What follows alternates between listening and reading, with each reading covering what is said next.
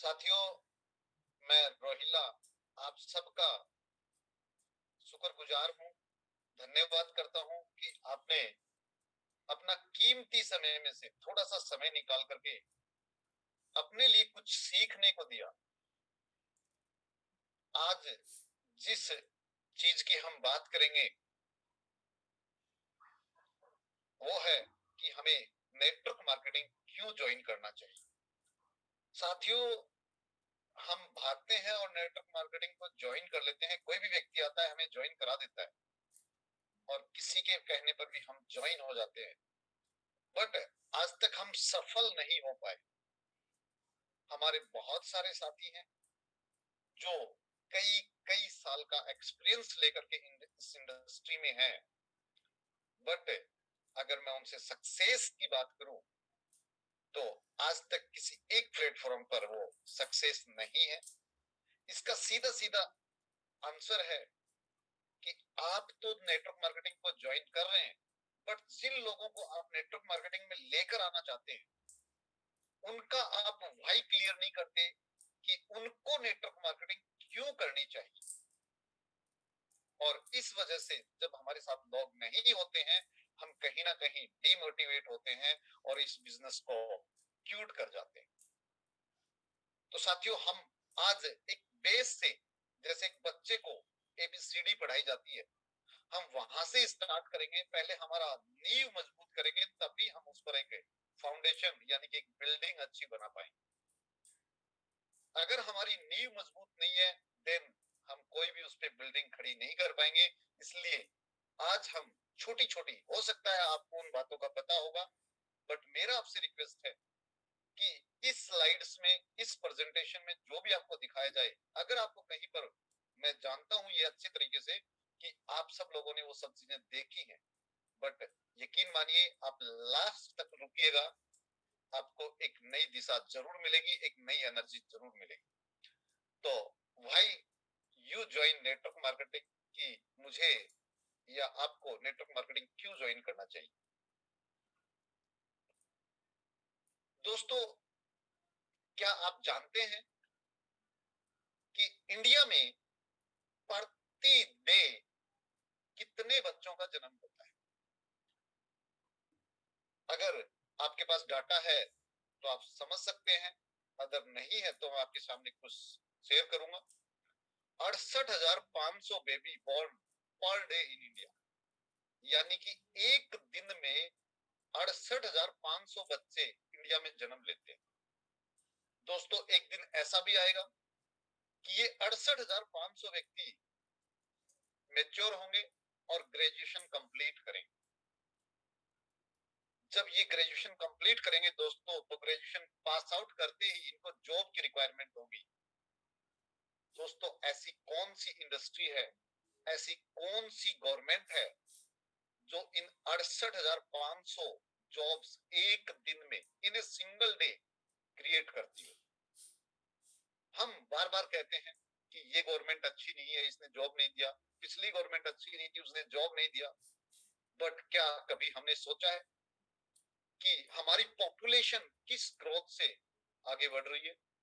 अगर मैं सालाना की बात करूं दोस्तों, तो 68,500 को 365 से मल्टीप्लाई कर लीजिए, यानी कि 2.5 करोड़। एक साल में 2.5 करोड़। मेरे हिसाब से ये जो डाटा है वो 2020 तक का है। इन 2 सालों में आई थिंक कि ये पर डे जन्म की दर है, ये बढ़ गई है। और हो सकता है आगे क्या रही हो, अभी जनगणना नहीं हुई है, बट 2020 में ये डाटा था।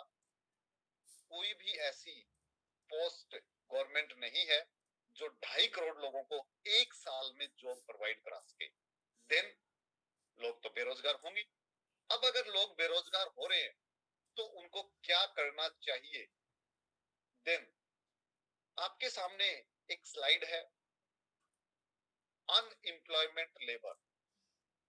दोस्तों, ये सिर्फ 2020 का वो डाटा है जब कोरोना का काल था, यानी कि अनएम्प्लॉयमेंट रेट जो है आपके सामने 8.75 से गिर कर बढ़ करके 23.52 पहुंच गई, यानी कि मात्र 4 महीने में 4 से 5 महीने में आप ग्रोथ रेट देखिएगा अनएम्प्लॉयमेंट की, जिनके पास नौकरी नहीं है 8.5% या 9% से बढ़ करके सीधा 23.5%, और ये सिर्फ 4 या 5 महीने का। अगर टोटल एम्प्लॉयमेंट की बात करें इंडिया में, तो दोस्तों जनवरी से जुलाई 2020 के बीच में आप एक सीधी लाइन देखेंगे कि इस दौरान किसी को कोई नई जॉब नहीं मिली, यानी कि जिनकी जॉब थी, अगर रेशियो की बात करें हम नीचे वाली स्लाइड में, तो उतना का उतना, यानी कि नए लोगों को जॉब नहीं मिली। और इन 6 महीनों में 2.5 करोड़ जो बच्चे जन्म ले रहे थे, वो 2.5 करोड़ से बढ़ करके, यानी सॉरी 2.5 करोड़ जो थे, इन 6 महीने में अगर मैं उनका हाफ लगाऊं तो 1.25 करोड़ लोग को जॉब मिलना चाहिए था उसके अकॉर्डिंग, जो कि नहीं मिला। किसी भी गवर्नमेंट के सामने ये सबसे बड़ी समस्या है, बिगेस्ट चैलेंज है कि हर साल इतनी जॉब कहां से लाई जाए। दोस्तों 12.8 मिलियन नए लोग ऐसे होते हैं जो कि वर्क प्लेस, यानी कि उनको जॉब नहीं मिलती है, वो सिर्फ और सिर्फ मार्केट में अपने लिए काम तलाशते हैं, जैसे आप लेबर वर्क जिनको आप बोलते हैं। हर साल इतने व्यक्ति आते हैं। एंड ये जो डाटा है ये 2019 तक का है, और 18.9 मिलियन लोग 2019 तक जॉबलेस थे, जिनके पास किसी भी प्रकार का कोई भी काम नहीं था। और जॉब से निकालने वालों की अगर मैं संख्या की बात करूं, तो एवरी ईयर 47 मिलियन लोगों को जॉब से निकाला जाता है। तो दोस्तों स्थिति दयनीय है। भारत में बेरोजगारी की अगर बात करें, तो ये डाटा भी आपका 2020 का है, यानी कि कोरोना पीरियड का है। उस टाइम में कुल जॉब सीकर भारत में 11.5 करोड़, यानी कि 11.61 करोड़ लोग जॉब की तलाश में थे। अगर इनमें से पुरुष की बात करें तो 5.82 करोड़ है। अगर महिलाएं की बात करें तो 5.79 करोड़ है। और इन बेरोजगारों की अगर आयु की बात करें तो देखिएगा आप, टोटली यूथ है, यानी कि 15 से 19 वर्ष के बीच में 18% लोग हैं। 20 से 24 वर्ष की उम्र में 22%, 22.7% लोग हैं। 25 से 29 वर्ष की उम्र के 17.4% लोग हैं। और 30 से 34 वर्ष की उम्र में 13.6% लोग हैं। अगर मैं बात करूं इन 25 से ऊपर वालों की, अगर आप किसी भी समुदाय से हैं, चाहे ओबीसी से है चाहे जनरल से हैं, तो बात करूं मैं इन 17 और 13 यानी कि 30% लोगों की, इनको तो जॉब मिलनी ही नहीं है, क्योंकि ये अपनी एज को, जो कि एक जॉब लेने के लिए होती है 24 साल तक, उसको अप कर चुके हैं, हाई जा चुके हैं उससे, यानी कि इनका एज जो है वो निकल चुका है। अगर इन्हीं बेरोजगारों में आप शिक्षित की बात करेंगे, शिक्षा की इनमें कितने, आप सोच रहे होंगे कि यार ये शिक्षित हैं या नहीं है, तो मैट्रिक सेकेंडरी वाले 14.5% है, टेक्निकल डिप्लोमा और सर्टिफिकेट वाले 16.9% है। आप समझ रहे होंगे कि हम ये सोचते हैं कि हमारा बच्चा को हम अगर कोई टेक्निकल डिप्लोमा दिला दें या टेक्निकल ग्रेजुएशन करा दें तो हमारे बच्चे को आई थिंक जॉब मिल जाएगी। आप समझ सकते हैं इसी स्लाइड से कि टेक्निकल डिप्लोमा और सर्टिफिकेट वाले भी 16.9% एंड टेक्निकल ग्रेजुएट वाले 15.7% लोगों को पास नौकरी नहीं है। एंड दोस्तों बाकी जो ग्रेजुएट बच्चे हैं जिनके पास कोई टेक्निकल ग्रेड नहीं है, वो भी 14.4% की कगार पे। तो दोस्तों आधे से ज्यादा लोगों के पास रोजगार नहीं है। अब बात करते हैं कि थोड़ा सा स्टेट वाइज, तो बाकी स्टेटों की सिचुएशन क्या है। हरियाणा में बेरोजगारी की दर 35.7% है, देश की सबसे ज्यादा औसत से 4 गुना है। राजस्थान में 56% युवा ग्रेजुएट, यानी कि जो लोग ग्रेजुएशन कंप्लीट कर चुके हैं, उनके पास कोई नौकरी नहीं है। और ये आप समझें कि अकेला ग्रामीणों की स्थिति नहीं है, ये शहरों की भी यही स्थिति है। बेरोजगार बिहार के कम से कम आधे लोग बेरोजगार हैं। एक आप बार बार सुनते आए हैं कि किसान आत्महत्या करता है क्योंकि उसकी फसल में उसको नुकसान होता है, उसको उतनी फसल का मुआवजा नहीं मिलता है, या फिर उसको फसल बोते समय ओलावृष्टि हो जाती है या कुछ और बात। लेकिन दोस्त, तो कभी आपने सोचा है कि बेरोजगार लोग जो हैं, जिनके पास रोजगार नहीं है, वो क्या कर रहे हैं? इस बार जो मरने वालों की संख्या है, किसानों से ज्यादा बेरोजगार लोगों की है, जो कि अनएम्प्लॉयमेंट का शिकार है, जिनके पास कोई जॉब नहीं है, जिनके पास खाने के लिए कुछ नहीं है।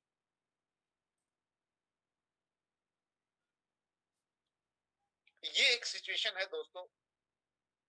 आज ऐसी स्थिति आ गई है कि जहां पर ग्रेजुएट लोग, एमबीए लोग, एमएससी लोग या एमए लोग, अलग अलग तरीके की नौकरी, चाहे वो छोटी हो चाहे वो बड़ी हो, अपने मन में ये सोचते हैं कि मुझे कहीं भी कुछ भी मिल जाए।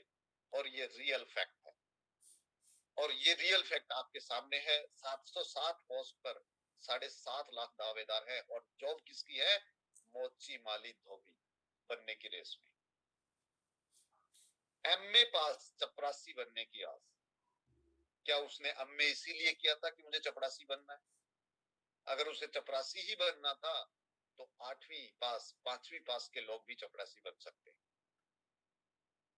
एमबीए किए हुए लोग, एमबीए जब आप अपने बच्चे को कराते हो तो आपके सपने उसको बिजनेस में डालने के होते हैं, business school of management.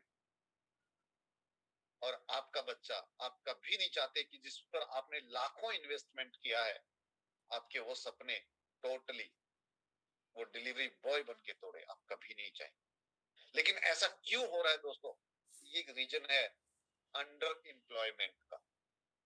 Under employment एक ऐसी सिचुएशन है जहां पर आदमी कुछ भी करता है और अपनी जितनी उसकी पावर है, कैपेसिटी है, यानी कि जितनी उसमें काबिलियत है, उससे नीचे जाकर काम करने को तैयार होता है, उसे अंडर एम्प्लॉयमेंट कहा जाता है। यानी कि अगर एक एमबीए पास बच्चा, जिसको मार्केट में सैलरी मिलनी चाहिए मेरे हिसाब से कम 50,000 तो उसको मिलनी चाहिए कम से कम, लेकिन फिर भी वो बच्चा 10,000 15,000 की जॉब करने के लिए तैयार हो जाता है, बिकॉज क्योंकि अनएम्प्लॉयमेंट है, और वो अंडर एम्प्लॉयमेंट के अंदर जाके काम करने शुरू कर देता है। रीजन साफ है। क्या आप सब भी यही चाहते हैं? जब इन लोगों के पास जॉब्स नहीं है और इस बढ़ती हुई जनसंख्या के बीच में कोई भी व्यक्ति, कोई भी गवर्नमेंट इतनी जॉब क्रिएट नहीं कर सकती, देन हमें क्या करना चाहिए? Then self employment. देन हमें सेल्फ एम्प्लॉयमेंट करना चाहिए, यानी कि खुद के लिए खुद ही जॉब क्रिएट करना चाहिए। हम ही एक दूसरे के लिए जॉब क्रिएट करें, तभी हम आगे बढ़ सकते हैं, तभी हम जिंदा रह सकते हैं। अदरवाइज आप भी या मैं भी उसी कैटेगरी में आता हूं जो पीछे की कैटेगरी थी। सेल्फ बिजनेस, सेल्फ एम्प्लॉयमेंट के अंदर होता है कि मुझे कोई ना कोई बिजनेस स्टार्ट करना है।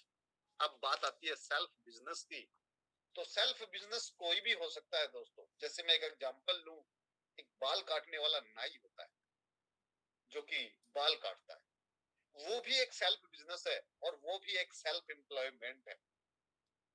लेकिन उसको करने के लिए सबसे पहले उस बाल काटने वाले को कम से कम भी ज्यादा नहीं तो 2-4 महीने का एक्सपीरियंस, यानी कि उसको 2-4 महीने पहले बाल काटने के लिए सीखने में लगाना पड़ेगा। देन अगर उसको एक्सपीरियंस आ गया, 2-4 महीने उसने काट दिए, फिर उसको एक्सपीरियंस हुआ कि मुझे एक्सपीरियंस है, देन उसको एक शॉप खोलने के लिए और अपने औजार लाने के लिए एक मनी की आवश्यकता होती है। और ये दोनों होने के बाद उसको 100% अपना 100%, इसमें 50% से काम नहीं चलता है, पार्ट टाइम से काम नहीं चलता है, 1 घंटा काम करूंगा टाइम नहीं चलता है, 100% उसको देना पड़ेगा। फिर भी ये तीनों चीज देने के बाद भी गारंटी नहीं है कि उसका बिजनेस चलेगा। अगर चल गया तो वेल एंड गुड, और चलेगा भी कब? जब वो एक अच्छा व्यवहार, अच्छी सर्विस प्रोवाइड करेगा, तब जाकर के उसका बिजनेस 1 साल में, 12 महीने में उसका रन करना शुरू करता है। अगर नहीं चला, देन कोई गारंटी नहीं है कि चलेगा ही। अगर नहीं चला तो जीरो रिफंड, उसका वो सामान, उसका वो शॉप जिसका उसने रेंट दिया है, उसके किसी काम का नहीं, उसका कोई रिफंड नहीं है। जो पैसा उसने लगाया था टोटली का टोटली चला गया। देन उसको लॉस क्या हुआ? एक चीज का उसका लॉस हुआ, टाइम एंड मनी। यानी कि उसने जो टाइम स्पेंड किया वो टाइम वापस नहीं आ सकता, और जो मनी है वो नॉन रिफंडेबल है, वो भी वापस नहीं आ सकती। तो ये सबसे बड़ा लॉस है उसका। दोनों ही कीमती चीजें हैं यहाँ पर। मनी से ज्यादा कीमती है टाइम, जो कि उसको वापस नहीं आ सकता। मनी को वो कहीं से ला सकता है, बट टाइम को वो वापस नहीं ला सकता, और ये दोनों ही डिस्ट्रॉय हो गए, टाइम एंड मनी। अब बात करते हैं दोस्तों, अगर सेल्फ एम्प्लॉयमेंट में ही जाना है तो खुद के बिजनेस में अगर जाओगे तो क्या सिचुएशन हो सकती है, ये हमने पहली स्लाइड में। दूसरी स्लाइड पे बात करते हैं join network marketing. Network marketing क्या है, पहले इसको समझते हैं। यानी कि हम एक दूसरे के साथ नेटवर्क बनाते हुए आगे बढ़े, उसको बोलेंगे नेटवर्क मार्केटिंग। यानी कि मैं ये एक वर्ड, एक टेक्निकल वर्ड है मार्केटिंग, लोगों की मार्केटिंग कह सकते हो, कि हम लोगों को एक दूसरे के साथ जोड़ेंगे, जिसको आप चेन सिस्टम भी बोल सकते हो। बट दोस्तों, नेटवर्क मार्केटिंग के नाम पर बहुत सारी चीजें हैं। अगर मैं बात करूं केएफसी फूड की, तो केएफसी भी एक नेटवर्क मार्केटिंग है। वो लोगों को अपनी फ्रेंचाइजी सेल आउट कर रही है। अगर बात करें किसी और आइटम की, ट्रेन, एक जाल की, ट्रेन सिस्टम की, तो वो भी एक नेटवर्क मार्केटिंग है। आप कहीं पर कुछ कर रहे हो, आप लोगों को उसके बारे में बता रहे हो, ये भी एक नेटवर्क मार्केटिंग है। यानी कि जहां भी लोगों को जोड़ना पड़ता है, जहां भी लोगों को आप किसी चीज का इंफॉर्मेशन देते हो, देन नेटवर्क मार्केटिंग। अब बात करते हैं कि नेटवर्क मार्केटिंग और डायरेक्ट सेलिंग में डिफरेंस क्या है। यानी कि यहाँ पर आपकी बात हो रही है डायरेक्ट सेलिंग। अगर आप डायरेक्ट सेलिंग में आते हो, यानी कि कोई भी आइटम आपने लिया और उसको डायरेक्ट सेल कर दिया, या कंपनी ने डायरेक्ट सेल कर दिया, उसको डायरेक्ट सेलिंग कहेंगे एक यूजर के पास। देन इसमें ऐसा भी हो सकता है कि आप किसी कंपनी से डायरेक्ट प्रोडक्ट उठाएं और वो मार्केट में जाकर के सेल आउट कर दें, that means direct selling. But इस डायरेक्ट सेलिंग को हम करते हैं कहां पर हैं? Through network marketing.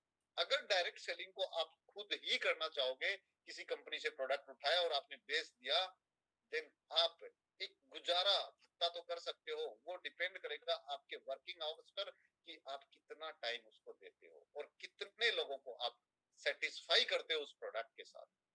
लेकिन अगर इसी सिस्टम को आप नेटवर्क के द्वारा करना शुरू कर दो, नेटवर्क मार्केटिंग के द्वारा शुरू कर दो, तो आपका बिजनेस ज्यादा बढ़ने की संभावना है।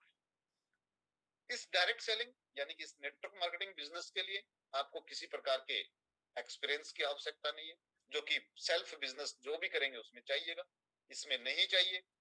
आपको कोई बड़ी अमाउंट की आवश्यकता नहीं है, रिस्क कोई नहीं है, और सबसे बड़ी बात जो है वो आप इसको पार्ट टाइम स्टार्ट कर सकते हो।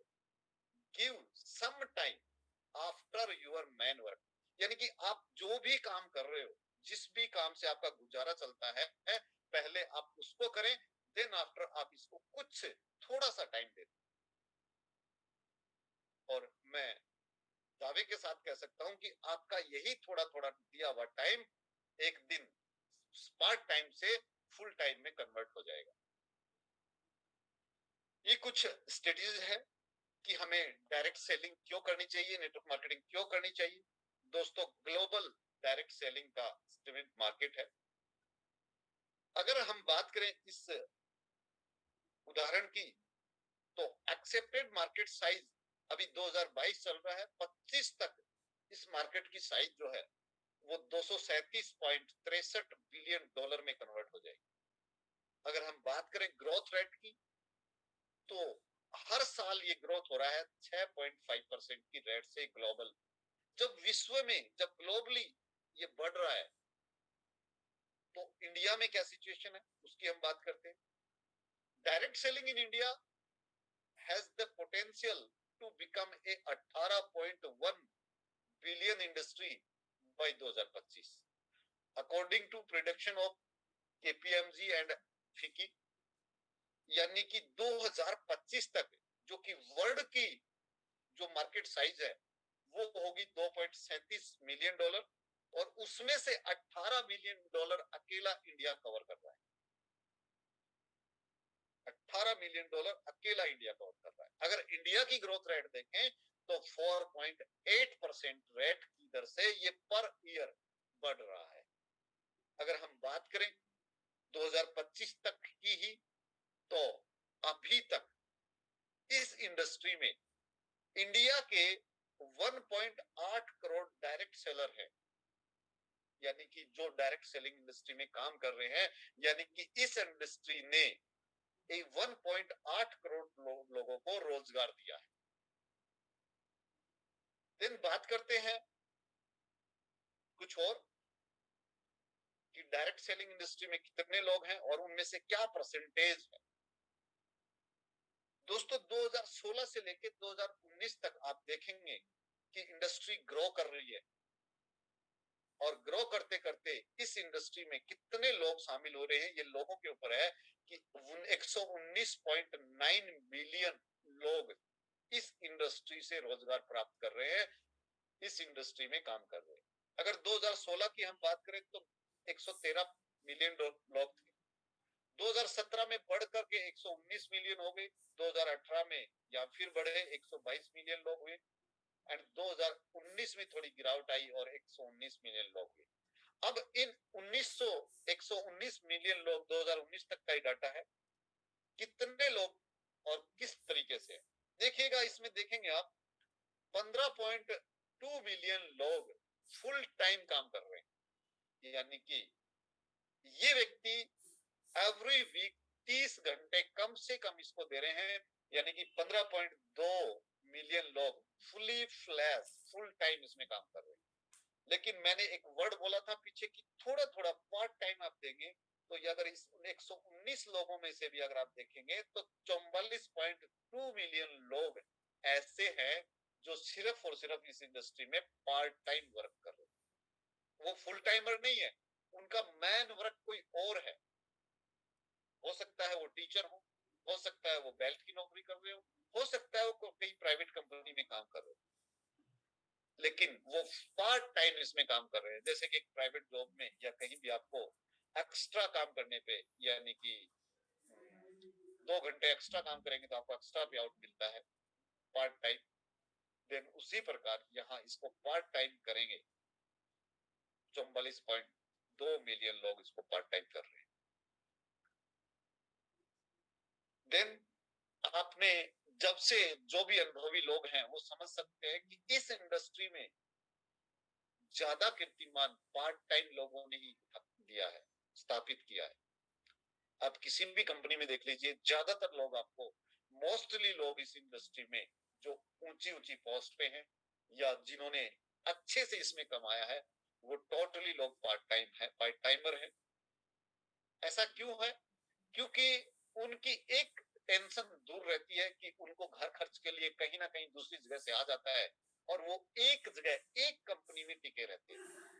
और जो फुल टाइमर जो आता है वो कभी भी एक कंपनी में टिक करके काम नहीं करता, एक प्लेटफॉर्म पर टिक करके काम नहीं करता।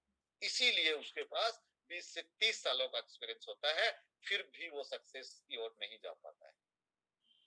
60.5 मिलियन यानी कि 60.5 मिलियन लोग ऐसे हैं जो इसमें नए ज्वाइन हुए हैं, यानी कि नए ज्वाइन हो रहे हैं 2019। अब मजे की बात दोस्तों ये देखेंगे कि इनमें से 74% तो वुमेन है, महिलाएं हैं, और मात्र 26% लोग जो हैं वो मैन की कैटेगरी में। यानी कि हम बोलते हैं कि हम नेटवर्क मार्केटिंग करते हैं, लेकिन डाटा ये बोलता है कि आदमी नेटवर्क मार्केटिंग नहीं करता, महिलाएं ज्यादा रुचि के साथ नेटवर्क मार्केटिंग करती हैं। उसका एक रीजन जो मुझे समझ में आता है वो ये है कि आदमी के ऊपर अपने परिवार को चलाने की जिम्मेदारी होती है और वो कहीं ना कहीं हाथ पैर मारता है अपने परिवार को चलाने के लिए, अपने परिवार के खर्चे चलाने। बट महिला के ऊपर मोस्टली केसेस में परिवार चलाने की जिम्मेदारी नहीं होती है।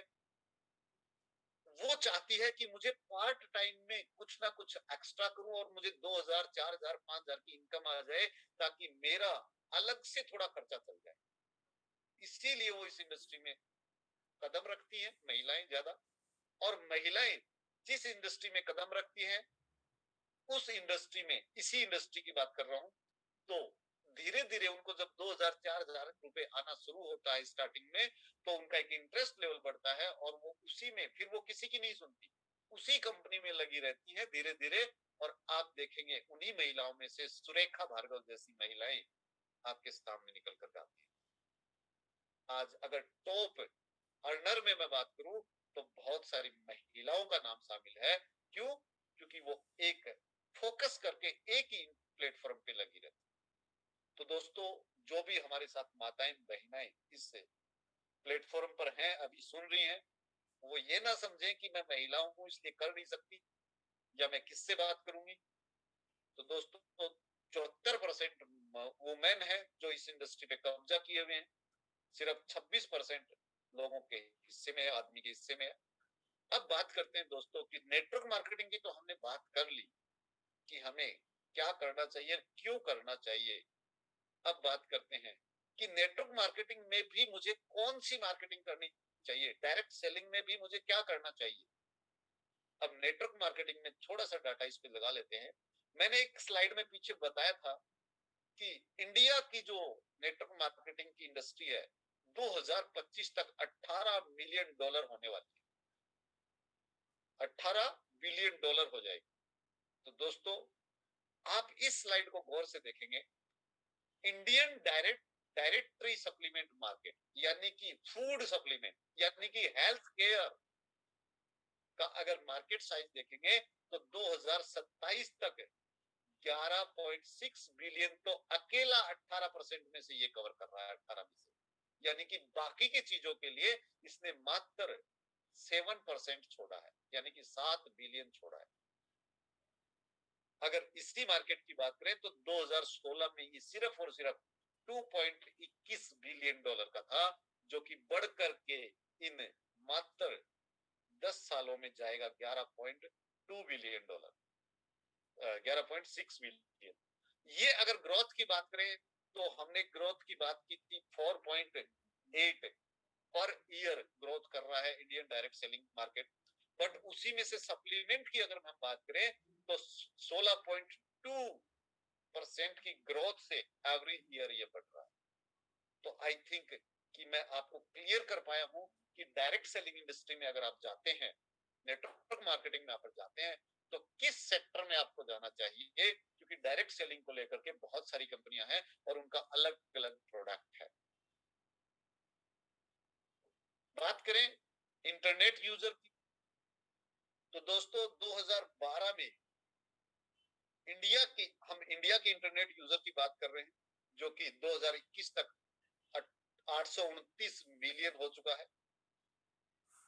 137 बिलियन था जून 2012 तक, और ये बढ़ करके आज अगर 2021 की बात करें, अभी 22 है, 829 बिलियन ये 2021 तक चला गया है। यानी कि आप देखेंगे कि रेगुलर इंटरनेट यूज करने वाले लोगों की संख्या बढ़ रही है।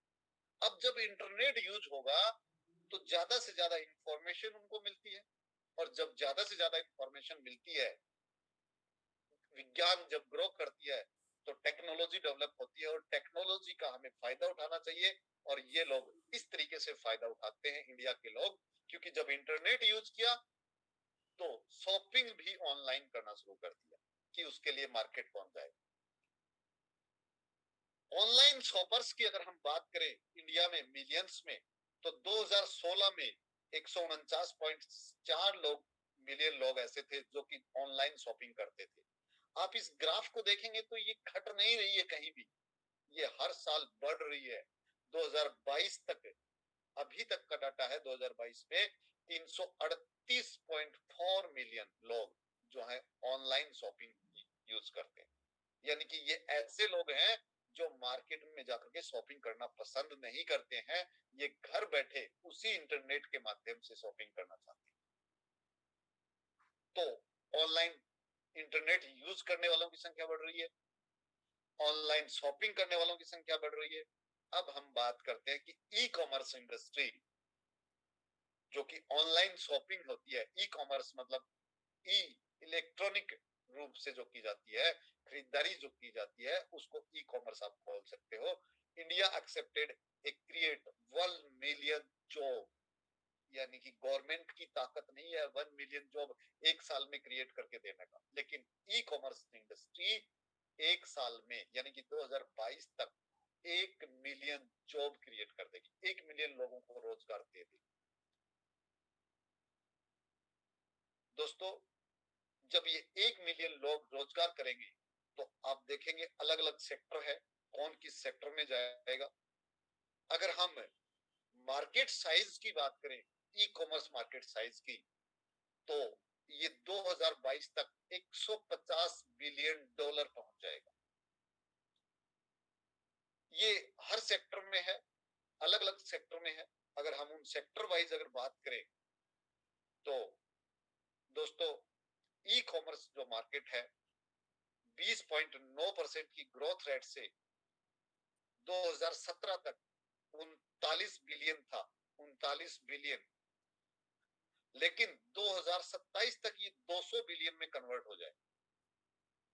यानी कि आप अगर इसकी ग्रोथ देखेंगे तो 20% की सालाना ग्रोथ है। और इन ई कॉमर्स में भी अगर आप जाएंगे तो आप भी e commerce Amazon Flipkart use करते हैं मोस्टली लोग, और उनको पता है कि ऑनलाइन सबसे ज्यादा क्या बिकता है, वो है इलेक्ट्रॉनिक आइटम्स।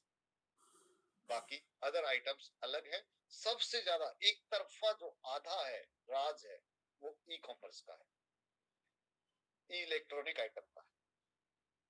बात करते हैं दोस्तों कि सबसे ज्यादा अगर top sector in digital payment की अगर हम बात करें, अब आती है बात डिजिटल पेमेंट एक्सेप्ट करने वालों की या डिजिटल पेमेंट करने वालों की।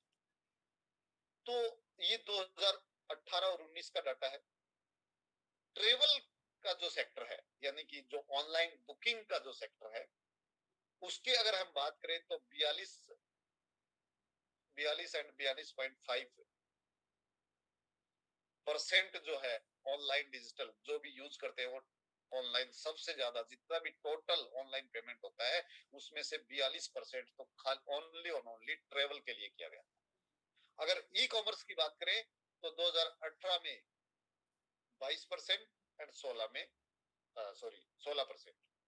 फार्मा के लिए और अदर यूटिलिटीज, जिसमें इन ट्रेवल्स के अलावा और भी कुछ यूटिलिटी हो सकती है, 17% के आसपास रहा है।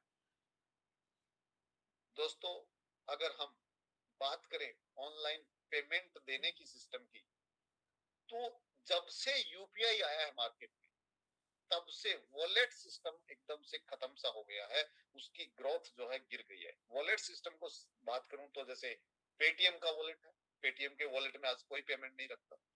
फोन पे का वॉलेट है अलग से, फोन पे जब से यूपीआई से जुड़ा है तो वॉलेट में पेमेंट रखने की जरूरत नहीं है। अगर बात करें अदर एप्लीकेशंस की, जैसे मोबीक्विक है, मोबीक्विक का वॉलेट है। तो जितने भी ये वॉलेट्स के रूप में आए थे, जब से यूपीआई आया है तब से वॉलेट सिस्टम बंद है और सारे के सारे यूपीआई में ट्रांजेक्शन हो गए। अगर बात करें इन वॉलेट सिस्टम्स वालों की, तो सबसे ज्यादा मर्चेंट को पेमेंट करने वालों में गूगल एक तरफा राज है, गूगल पे का सबसे ज्यादा पेमेंट इसी से हुई है, 54%। बाकी के आपके अदर एप्लीकेशन है, फोन पे ने 11.9% की बाजी मारी है, एंड पेटीएम गिर के चला गया है 9.7% पे, एंड व्हाट्सएप थोड़ा सा उभर रहा है सर, 8.45% पे व्हाट्सएप आ रहा है। तो अगर देखें कि हर साल 6% की दर से, 6% की दर से आपका डिजिटल पेमेंट करने का जो सिस्टम है वो बढ़ रहा है, उतनी ग्रोथ से ये बढ़ रही है। अब जब ये इतनी सिस्टम की ग्रोथ से बढ़ रहा है, आपने देखा पीछे क्या क्या हुआ, किस तरीके से कौन सा मार्केट ग्रो कर रहा है, ऑनलाइन सेक्टर का कितना ग्रो कर रहा है। डाइटरी सप्लीमेंट मार्केट किस तरीके से ग्रो कर रहा है एंड डिजिटल पेमेंट किस तरीके से ग्रो कर रहा है। तो दोस्तों अब बात आती है why join Unipay digital private limited, कि आपको इतनी डायरेक्ट सेलिंग कंपनियों में से यूनिपे को ही क्यों ज्वाइन करना चाहिए। अभी तक हमने समझा कि नेटवर्क मार्केटिंग क्यों करना चाहिए, क्योंकि जॉब्स नहीं है। सेकंड, जब नेटवर्क मार्केटिंग करना चाहिए तो उसमें से क्या करना चाहिए, यानी कि सबसे एक तरफा राज डाइटरी सप्लीमेंट मार्केट का है। सेकंड नंबर पे ऑनलाइन पेमेंट्स एंड ट्रांजैक्शंस का आता है, यानी कि सर्विस का आता है। तो अब हमें यूनिपे को ही क्यों ज्वाइन करना चाहिए। अब बात करते हैं छोटी सी इस स्लाइड पे।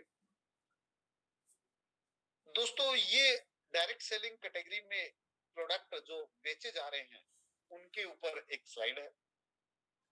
अब इस स्लाइड से थोड़ा सा समझेंगे कि यूनिपे को ही क्यों ज्वाइन करना चाहिए। आप देखेंगे इसमें जो वायलेट कलर में है, सॉरी जो येलो कलर में है, 18% की ग्रोथ रेट इसमें आई है। यानी कि अगर स्लाइड्स को देखेंगे 2020 का, तो आप देखेंगे सबसे ज्यादा जो बिकने वाला आइटम है, सबसे ज्यादा जो बिका है डायरेक्ट सेलिंग में, वो है वेलनेस, वेलनेस इंडस्ट्री।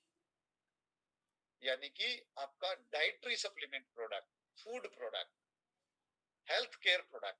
ये क्यों बिका है, क्योंकि कोरोना ने आपको ये सिखा दिया कि हेल्थ आदमी के लिए क्यों जरूरी है, इम्यूनिटी पावर क्यों जरूरी है। जिस घर में पहले तुलसी यूज नहीं होता था, आज हर घर में तुलसी यूज होता है। जिस घर के बच्चे को गिलोय नहीं पता था, आज उनको सबको गिलोय का नाम पता है।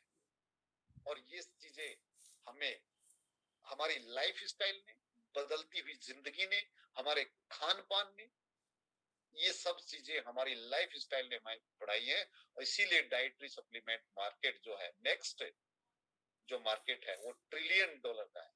अगर मैं टॉप 10 की अगर मैं बात करूं कि सबसे ज्यादा बढ़ने वाले मार्केट्स में, टॉप 10 में अगर ऊपर के दो की बात करूं तो पहला आता है टेक्नोलॉजी एंड दूसरे नंबर पे आता है वेलनेस इंडस्ट्री, जो कि फास्टेस्ट ग्रोइंग कर रहे हैं। एंड सेकंड पे अगर हम बात करें इसी में स्लाइड में, तो दूसरे नंबर पे जो कब्जा किया हुआ है, यानी कि वेलनेस के बाद जो आता है वो सर्विस, यानी कि जो ग्रीन कलर, पैरेट कलर में है, सॉरी ये आपका ग्रीन ग्रीन जैसा जो कलर है, फिरोजी कलर, फिरोजी कलर में जो है 13% ग्रोथ के साथ ये सर्विस सेक्टर है। यानी कि अगर किसी इंडस्ट्री में डायरेक्ट सेलिंग में सबसे ज्यादा जो सेल हो रहा है, सबसे ज्यादा जो रिटेल हो रहा है, वो या तो सर्विस सेक्टर है या फिर वेलनेस सेक्टर है। अगर बाकी की हम बात करें home care and family care product की, तो ये थोड़ा कम है। पर्सनल केयर की बात करें तो ये भी home care and personal care के आसपास ही है। बाकी के आइटम बहुत 0-0 के। तो हमें उस इंडस्ट्री को ज्वाइन करना चाहिए जो ग्रोइंग इंडस्ट्री है, और उस कंपनी को ज्वाइन करना चाहिए जो लीड कर रही है, ग्रोइंग है। तो आज इस स्लाइड से आपने समझा कि कौन लीड कर रहा है, कौन ग्रो कर रहा है, यानी कि वेलनेस और सर्विस। और आपकी यूनिपे कंपनी दोनों ही सेक्टर में है, वेलनेस में भी है और सर्विस में भी है। ऐसी कंपनी होने के नाते आप इस स्लाइड से समझ गए होंगे कि आपको यूनिपे को ही क्यों ज्वाइन करना चाहिए, बाकी कंपनियों क्यों नहीं करना चाहिए। क्योंकि यही एक ऐसी कंपनी है जो आपको ग्रोविंग में काम कर रही है, ग्रोविंग फेज में काम कर रही है। अब बात करते हैं दोस्तों कि आपको ये समझ में आ गया कि डायरेक्ट सेलिंग क्या है, हमें क्यों करनी चाहिए, हमें कौन सी कंपनी करनी चाहिए, ये सारी बातें मैंने पीछे बताई। अब जब आपको इतना कुछ समझ में आ गया है और आपने मान लेते हैं यूनिपे ज्वाइन कर लिया या कोई भी कंपनी ज्वाइन कर ली, तो सबसे पहले आपने ज्वाइन क्यों किया, ये पर्पज क्या है आपका, किसी भी कंपनी को ज्वाइन करने का आपका पर्पज क्या है, मैंने उस कंपनी को क्यों ज्वाइन किया। क्योंकि पर्पज जब तक नहीं होगा तब तक मैं सक्सेस किसी भी इंडस्ट्री में नहीं हो सकता। जितना स्ट्रॉन्ग आपका पर्पज होगा उतना ही स्ट्रॉन्ग तरीके से आप सक्सेस हो जाएंगे, उतनी ही आपकी पॉसिबिलिटी बढ़ जाती है सक्सेस होने की। अगर बात करें कि आप जो भी काम कर रहे हैं, चाहे वो कुछ भी कर रहे हैं, मैं किसी अभी इस इंडस्ट्री की बात नहीं कर रहे, आप अपनी लाइफ में सोचिए कि आप जो भी काम कर रहे हैं वो क्यों कर रहे हैं, उसके पीछे रीजन क्या है उसको करने का। जिस दिन आपको वो रीजन पता लग गया कि मैं इस काम को क्यों कर रहा हूं और वो समझ में आ गया, देन आपका पर्पज जो है, आपका लक्ष्य जो है, वो उतना ही स्ट्रांग हो जाएगा। अगर मेरा पर्पज, मैं कहता हूं कि जिस दिन आपको ये पर्पज समझ में आ जाएगा, आपका पर्पज जितना स्ट्रांग होगा, बाकी के कामों के लिए आपके पास टाइम ही नहीं होगा। जो हम सुबह उठते ही व्हाट्सएप देखते हैं, सबसे पहले सुबह उठते ही व्हाट्सएप देखते हैं, सबसे पहले सोशल मीडिया देखते हैं। अगर हमारा पर्पज स्ट्रांग होगा, हमें इन फालतू की चीजों में टाइम वेस्ट करने की जरूरत नहीं होगी। अगर मैं एक एग्जांपल से कहना चाहूं, तो जितना आपका स्ट्रांग पर्पज होगा, आपके पास जितना स्ट्रांग पर्पज होगा, आप वो सब कर सकते हैं जो दुनिया आपके बारे में सोच नहीं सकती। अगर मैं एक एग्जांपल लूं स्ट्रांग पर्पज का, तो आप लोगों ने नाम सुना है दशरथ मांझी। दोस्तों, उसने पहाड़ तोड़ना शुरू किया, उसके पीछे उसका पर्पज था क्या, कि मैं इसमें से रास्ता बनाऊं। उसका स्ट्रॉन्ग पर्पस था, इसीलिए उसने इतने दिनों तक उस पर लगातार छेनी हथौड़े से वार करता रहा और उसने रास्ता बना दिया। वो रास्ता कोई और भी बना सकता था क्या? कोई और व्यक्ति उस छेनी हथौड़े से पत्थर नहीं तोड़ सकता था? तोड़ सकता था दोस्तों। जानते सब थे कि छेनी और हथौड़े से पत्थर टूटता है, बट उनके पास कोई पर्पज नहीं था, कोई लक्ष्य नहीं था उस पहाड़ को तोड़ने का। बट दशरथ मांझी के पास पर्पज था, एंड उसने अपने जीवन में वो करके दिखाया। मैं कहता हूं कि आपके पास पर्पज जो होता है, वो आपकी स्किल डेवलपमेंट में फ्यूल का काम करता है। यानी कि मैं एक चीज बोलूं कि आप चाहते हो कि मुझे कार चलाना सीखना है, देन आपका पर्पज हो गया कि आपको कार सीखना है। अब आपको कार सीखने के लिए क्या क्या चाहिए, उसको लेने के लिए आप किसी भी हद तक जा सकते हो। यानी कि पर्पज स्ट्रांग है, तभी आप उस हद तक जाते हो जहां आपको कार चलाना सीखना है।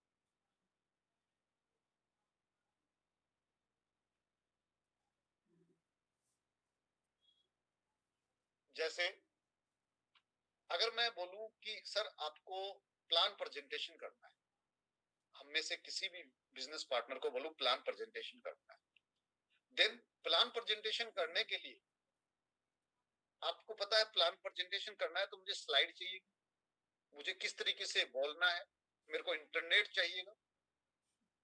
देन वो जो आपकी रिक्वायरमेंट है, अगर आपको आपका पर्पज हो गया कि आपको प्लान प्रेजेंट करना है, देन स्ट्रॉन्ग पर्पज है, देन आप उसको पाने के लिए जो जो रिक्वायरमेंट आपको चाहिए वो कहीं ना कहीं से आप एडजस्ट कर ही लो।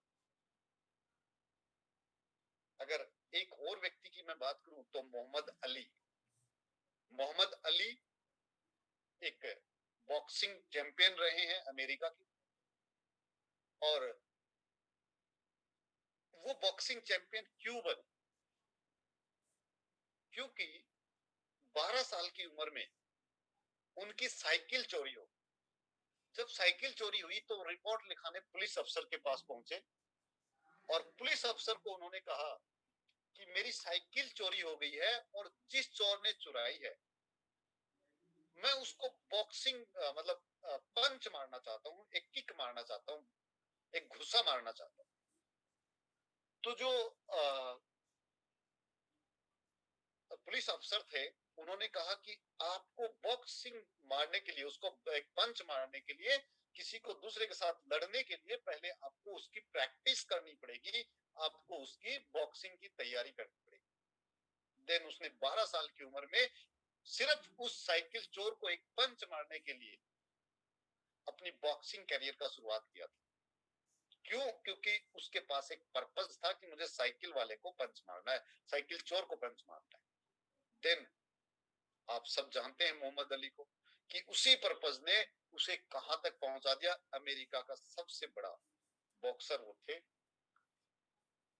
जब आपका पर्पज क्लियर हो जाएगा तो आप सबसे पहले क्या करोगे, इस इंडस्ट्री में कुछ लोगों से मिलने के लिए निकलो। यानी कि मेरा पर्पज है कि मैं इस इंडस्ट्री से बहुत सारे पैसे कमाऊं, मेरे सारे सपने दूर करूं, ये मेरा पर्पज। मैं लोगों को अपने साथ में लेकर के हूं। तो इस इंडस्ट्री में नेटवर्क मार्केटिंग की अगर हम बात कर रहे हैं तो हमें लोगों की आवश्यकता पड़ेगी। अब लोगों की आवश्यकता पड़ेगी तो हम मार्केट में निकलेंगे। मार्केट में निकलेंगे तो हमें 5 तरीके के लोग मिलेंगे। मेरे हिसाब से 5 के मिलेंगे, आपके हिसाब से हो सकता है उसमें एक दो कैटेगरी और ऐड कर दी जाए, बट मेरे हिसाब से 5 तरीके के लोग मिलेंगे। पहला लोग ये मिलेगा आपको, जिसमें आपको देखते ही ऐसा लगेगा, आपका दिल धड़केगा कि हाँ, ये लोग तो जरूर मेरी बात सुनेगा और जरूर मेरे साथ ज्वाइन हो जाएगा। यानी कि वो कहते हैं ना कि आपको देखते ही लगेगा, पहली बार आप इस इंडस्ट्री में आए हो, एंड देन आप जिसको भी देखोगे आपको सभी प्रोस्पेक्ट ऐसे लगेंगे कि मैं इसको भी बोलूंगा वो ही ज्वाइन कर लेगा। तो ये पहला व्यक्ति आपको मिला, आपको लगा कि ये ज्वाइन कर लेगा। आपने इसको प्लान दिया, अपना बिजनेस प्लान बताया, इसने पूरी बातें आपकी ध्यान से सुनी, और सुनने के बाद इसने रजिस्ट्रेशन भी कर ली। आपने कहा रजिस्ट्रेशन करना पड़ेगा, इसने रजिस्ट्रेशन भी करेगा, बट अपनी आईडी की जब एक्टिवेशन की आप बात करेंगे तो ये एक्टिवेट नहीं करेगा, बोलेगा बाद में करूंगा सर। आपने रजिस्ट्रेशन कर लिया है, मैं बाद में एक्टिवेशन करूंगा, मैं पहले फ्री में देखना चाहता हूं, मैं बाद में करूंगा। अब आपको लगता है कि ये व्यक्ति तो आ गया है, आज नहीं तो कल एक्टिवेट कर लेगा।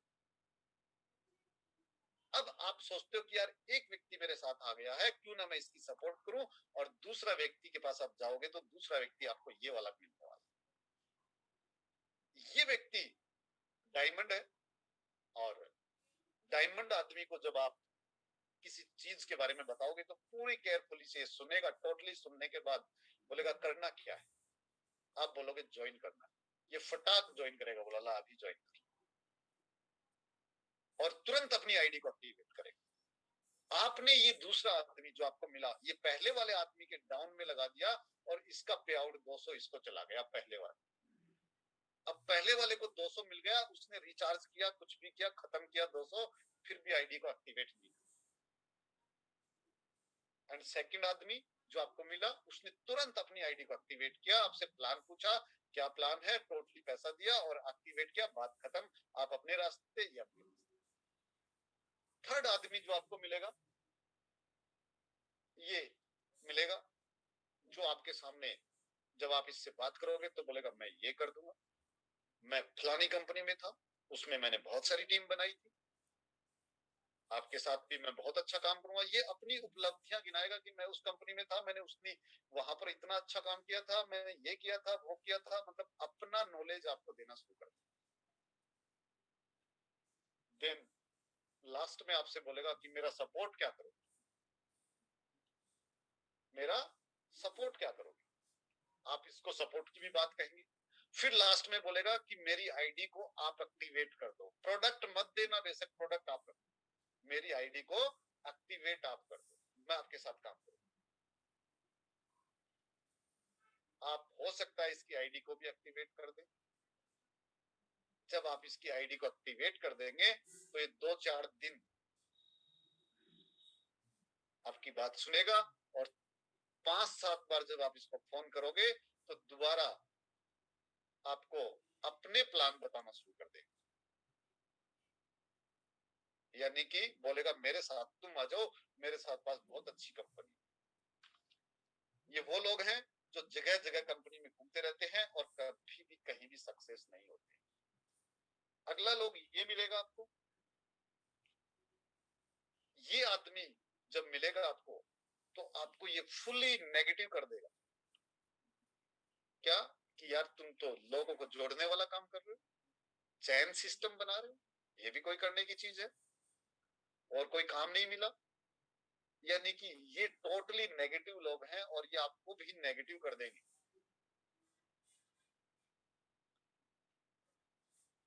पांचवा आदमी, ये जोकर टाइप का आपको मिलेगा।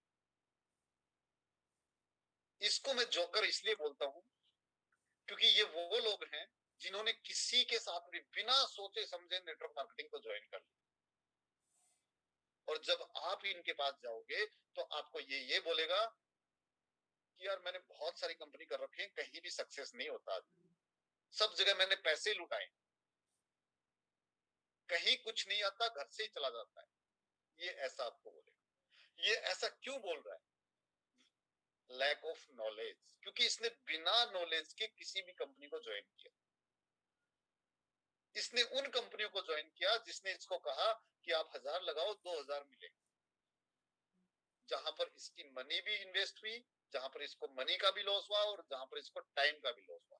क्योंकि ऐसी कंपनियां जहां पर इतने लगाओ इतने मिलेंगे, जहां पर कोई प्रोडक्ट नहीं है, जहां पर आपकी वैल्यू जो आपने दी उसकी वैल्यू के बराबर कोई प्रोडक्ट नहीं मिला, ये उन कंपनियों में जाते हैं और इनको कोई भी आदमी आता है वो इनको जोकर बना के चला जाता है।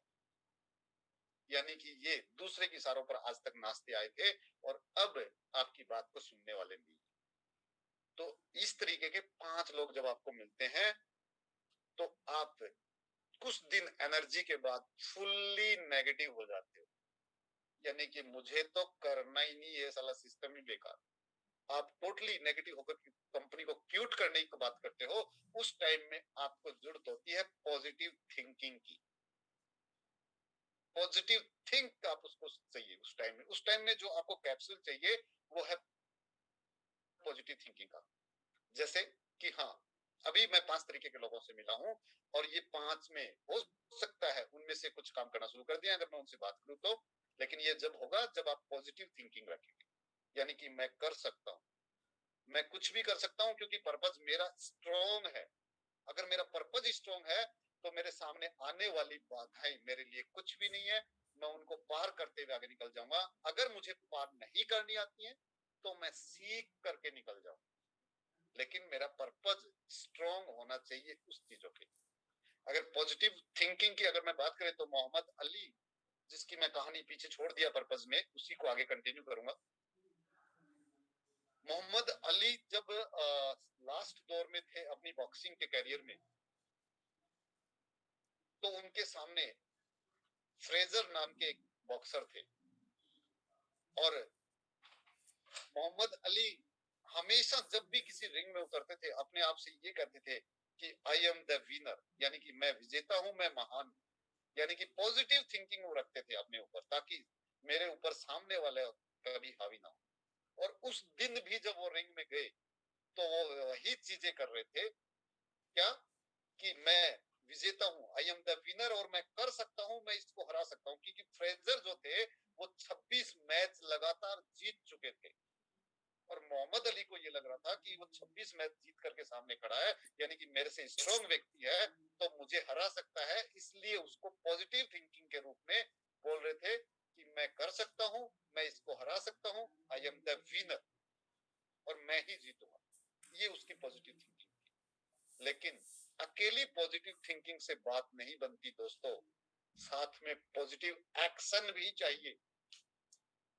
यानी कि मोहम्मद अली जब पीछे प्रैक्टिस कर रहे थे उस फ्रेजर से लड़ने के लिए, तो ये जो थिंकिंग थी कि मैं कर सकता हूं, मैं लड़ सकता हूं, मैं जीतूंगा, उसके साथ साथ वो एक बैग पर पंच मार रहे थे, पॉजिटिव पंच, पॉजिटिव एक्शन। यानी कि पॉजिटिव थिंकिंग के साथ साथ आपको पॉजिटिव एक्शन उस दिशा में आगे बढ़ने के लिए आपको करना पड़ेगा। ऐसा नहीं है कि आपके साथ दिमाग में पॉजिटिव थिंकिंग तो है कि मैं कर सकता हूं, बट आप प्लान किसी को दिखा नहीं रहे हो। बट आप एक व्यक्ति को प्लान दिखा दिए हो, उससे आप डिनेगेटिव हो गए हो, डिमोटिवेट हो गए हो, तो दूसरे व्यक्ति को आपके पास फिर से पॉजिटिव थिंकिंग आपने सोचा, लेकिन वो पॉजिटिव थिंकिंग सोचने के बाद भी आपने नए लोगों को प्लान नहीं दिखाया, यानी कि कोई एक्शन नहीं किया। देन अगर आपका पॉजिटिव एक्शन अगर पॉजिटिव थिंक के साथ जुड़ जाता है, तब आपका रिजल्ट सक्सेस में बदलता है। आपकी पॉसिबिलिटी बढ़ जाती है कि आप सक्सेस हो सकते हो। कब? जब आप नेगेटिव हो रहे हो तो positive thinking and positive action आपको रिक्वायरमेंट है, और जब ये दोनों मिल जाएंगी तभी आप सक्सेस के साथ आगे जा सकते हो। अकेली पॉजिटिव सोच आपको आगे नहीं बढ़ा पाएगी और अकेली पॉजिटिव एक्शन भी आपको आगे नहीं बढ़ा पाएगा। दोनों आपको एक साथ कंबाइंड करनी पड़ेंगी, तब जाकर के आप सक्सेस के रास्ते पे बढ़ोगे।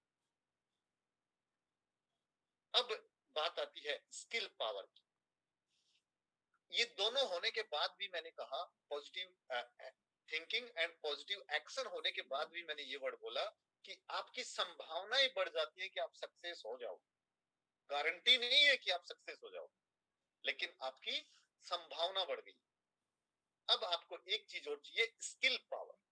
स्किल पावर यानी कि हो सकता है कि आप बिना मोटर के उड़ान भर सको, यानी कि आप हो सकता है कि बिना हवाई जहाज के आप उड़ जाओ, बट बिना नॉलेज के नहीं उड़ सकते और स्किल के नहीं उड़ सकते। जब तक आपको नॉलेज नहीं होगा कि मुझे बिना मोटर के उड़ना कैसे है, तब तक आप नहीं उड़ सकते हो। ये हो सकता है कि आप बिना मोटर के उड़ जाओ, बट आपको नॉलेज नहीं है कि कैसे उड़ना है, तब तक आप उड़ नहीं सकते। और अगर नॉलेज है भी तो भी आप नहीं उड़ पाओगे। Knowledge is not skill, knowledge plus 10,000 time is skill. यानी कि आपको उस नॉलेज के साथ कम से कम 10,000 बार आपको प्रैक्टिस करनी पड़ेगी, तब जाकर के आपके अंदर वो स्किल डेवलप होगा। और तब जाकर के आप जब दोनों मिलेंगे, नॉलेज प्लस स्किल, तो आप ऊपर उड़ जाओगे।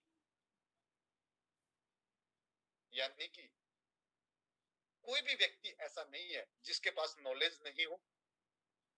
क्या आप जितने भी हमारे 50 बिजनेस पार्टनर अभी हमारे साथ जुड़े हुए हैं, इन 50 बिजनेस पार्टनर के पास क्रिकेट के बारे में, जहां तक मेरा मानना है भारत में लोकप्रिय गेम है क्रिकेट, क्रिकेट के बारे में सभी लोग जानते हैं।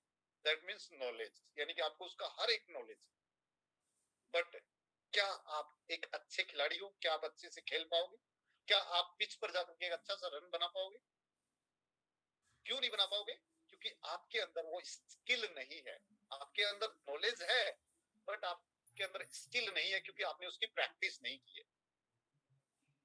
तो किसी भी चीज में विजेता हासिल करने के लिए आपको स्किल पावर का भी होना बहुत जरूरी है।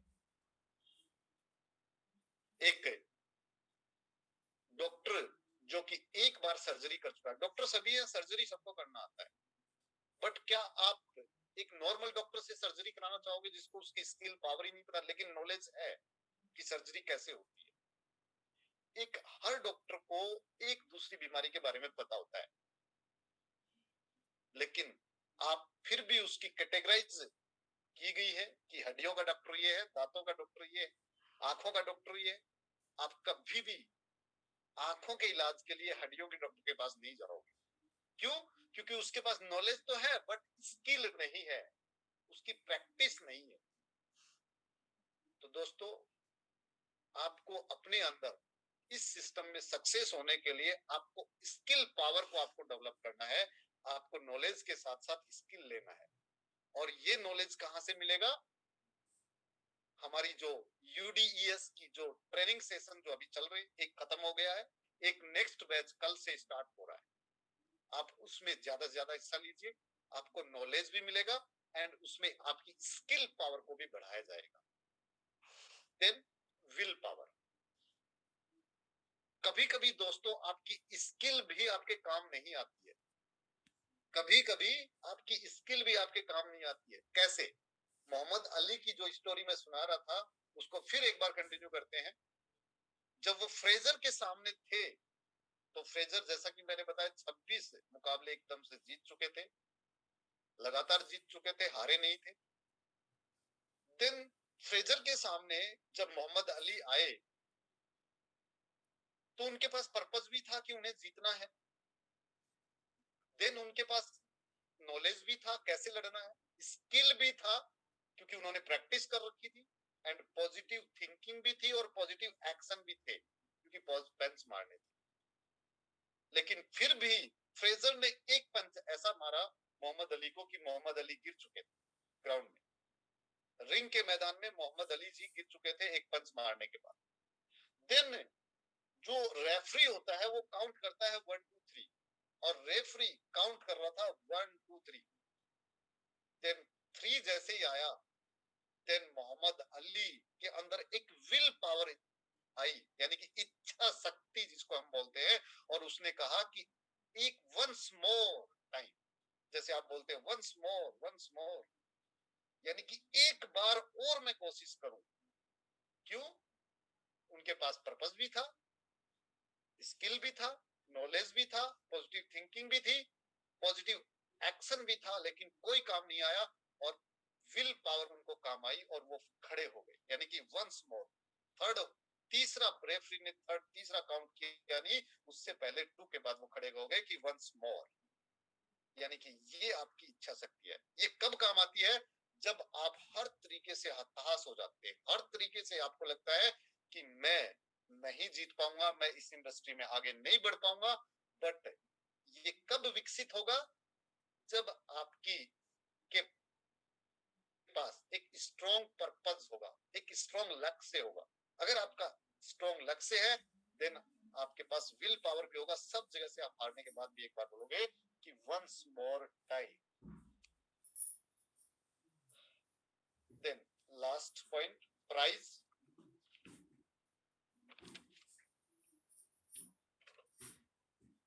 दोस्तों, आपके सामने 3 नाम मैंने लिखे हैं, गोल्ड है तीनों, 18 carat gold, 22 carat gold and 24 carat gold. दोस्तों, तीनों ही गोल्ड है। इनकी कीमत आप मुझे टेक्स्ट मैसेज के द्वारा बता सकते हैं कि कौन से की कीमत ज्यादा है? आई थिंक सभी का जवाब 18 कैरेट की सबसे कम, 22 कैरेट की सबसे और थोड़ी ज्यादा एंड 24 कैरेट की उससे ज्यादा, यानी कि हाईएस्ट जो होगा वो 24 कैरेट होगा। यानी कि इनमें अगर मैं क्वालिटी की बात करूं तो 18 कैरेट में थोड़ी कम क्वालिटी है, 22 कैरेट में थोड़ी और ज्यादा है, 24 कैरेट में थोड़ी और ज्यादा है। यानी कि अगर इनकी क्वालिटी को मैं प्राइस से मैच करूं तो दोनों पैरेलल रूप में ग्रो कर रहे, यानी कि आपको जितनी अच्छी क्वालिटी चाहिए उतना ज्यादा आपको दाम चुकाना पड़ेगा, उतनी ज्यादा आपको प्राइस चुकानी पड़ेगी। दोस्तों, दुनिया में कोई भी चीज फ्री में नहीं मिलती है, किसी न किसी का दाम चुकाना पड़ता है। और जब हम बात यहाँ पर कर रहे हैं सक्सेस की, तो यहाँ पर दाम नहीं है। दाम का मतलब आपका एफर्ट्स, आप कितने एफर्ट करते हो। Everyone want to be successful, हर व्यक्ति सक्सेस होना चाहता है। अगर आप इस इंडस्ट्री में आए हो तो आप भी चाहते हो कि मैं यहाँ से लाखों करोड़ों कमाऊं, मेरे सारे सपने पूरा करूं। आपका सपना है कि आप सक्सेस हो जाओ, और हर व्यक्ति उसी रूप में उस कंपनी को, किसी भी प्लेटफॉर्म को ज्वाइन करता है। Everyone want to be successful, हर व्यक्ति सक्सेस होना चाहता है, but don't want to pay the price of preparing to be successful. यानी कि सक्सेस तो सब होना चाहते हैं, लेकिन सक्सेस होने के लिए जो तैयारी चाहिए उसकी कीमत चुकाने के लिए कोई भी तैयार नहीं। मैं 24 कैरेट का गोल्ड तो चाहता हूं, बट मैं उसकी कीमत चुकाने को तैयार नहीं हूं। मैं कीमत चुका रहा हूं 18 कैरेट की, तो मुझे 18 कैरेट ही मिलेगा, 24 कैरेट नहीं मिल सकता। दोस्तों, मेरा कहने का मतलब यही है कि आप जितनी ज्यादा क्वालिटी चाहिए, जितनी ज्यादा आपको सक्सेस चाहिए, उतनी ज्यादा आपको प्राइस चुकानी पड़ेगी। और ये प्राइस इस सक्सेस इंडस्ट्री में 100% आपसे एडवांस में मांगेगी, यानी कि आपको पहले देनी पड़ेगी, बाद में नहीं लेंगे। कोई गारंटी नहीं है 100% देने के बाद भी प्राइस कि आप सक्सेस हो जाओगे, और कोई रिफंड नहीं मिलेगा उस एफर्ट्स का कि आपने जो दिया है वो रिफंड हो जाए, लेकिन एक्सपीरियंस मिल जाएगा। लेकिन एक चीज है, किसी भी चीज में कामयाब होने के लिए आपसे कंसिस्टेंसी मांगती है। कंसिस्टेंसी मतलब लगातार, रेगुलर। जैसे कि आपने एक वर्ड पढ़ा था, एक लाइन पढ़ी है, पीछे बचपन में भी पढ़ा है, डॉक्टर स्कूल में भी हमने पढ़ने को मिला है और सोशल मीडिया पे भी काफी बार मिला है कि ईट 1 apple in a day keep away the doctor, यानी कि रोज एक सेब खाइए और डॉक्टर से दूर रहिए। दोस्तों, वो लाइन का मतलब था कि डेली हमें सेव खाना है, तब हम डॉक्टर से दूर रहेंगे। लेकिन अगर मैं 7 दिन तक सेव ना खाऊं और 7 दिन के सेव 8वें दिन इकट्ठा करके खा लूं, तो क्या मैं सक्सेस हो जाऊंगा या मैं डॉक्टर से दूर चला जाऊंगा?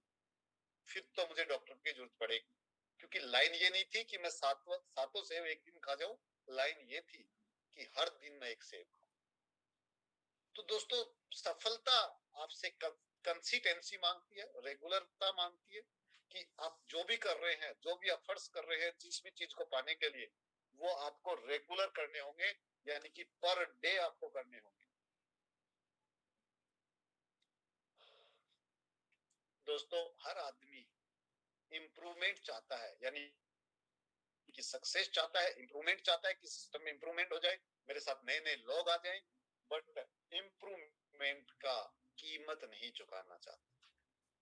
तो दोस्तों, आज का सेशन हो सकता है लंबा चला है, बट मैंने कोशिश की है कि आपको ज्यादा से ज्यादा कुछ समझाने की कोशिश करूं, एंड आपने मुझे ध्यानपूर्वक चुना, उसके लिए आपका विशेष आभार एंड थैंक यू दोस्तों।